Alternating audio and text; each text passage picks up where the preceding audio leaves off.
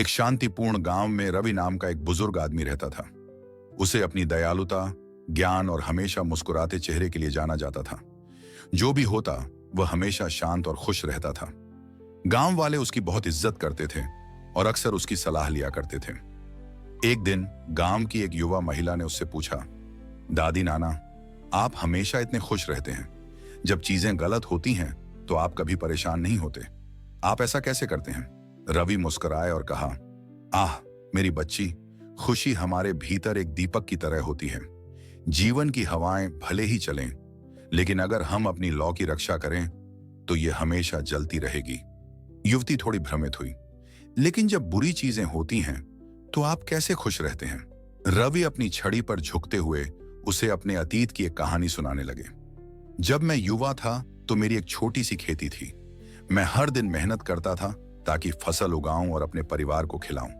लेकिन एक साल एक भयंकर सूखा पड़ा।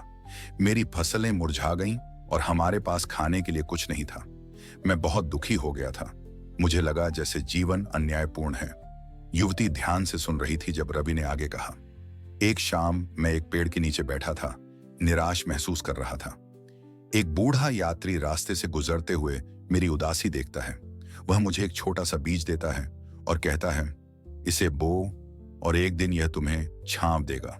रवि मुस्कुराए और कहा, शुरुआत में मुझे समझ में नहीं आया, एक छोटे से बीज से मेरा जीवन कैसे बदल सकता है। लेकिन मैंने उसे बो दिया। हर दिन मैंने उसे पानी दिया, भले ही मेरे पास पानी कम था।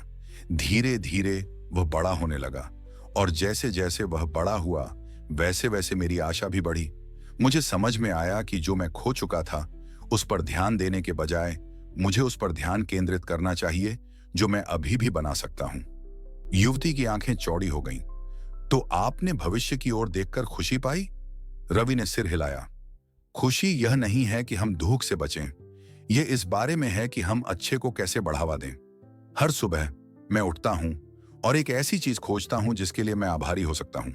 कुछ दिनों में यह एक पक्षी की आवाज के रूप में सरल होता है, अन्य दिनों में यह एक बच्चे की हंसी होती है। जो भी होता है मैं अपने आप से कहता हूं, यह भी गुजर जाएगा। युवती ने उसकी बातों पर गहरी सोच में डूबकर कहा, तो जब जीवन कठिन हो तो मुझे खुशी के बीज ही बोते रहना चाहिए? रवि मुस्कुराए, बिल्कुल।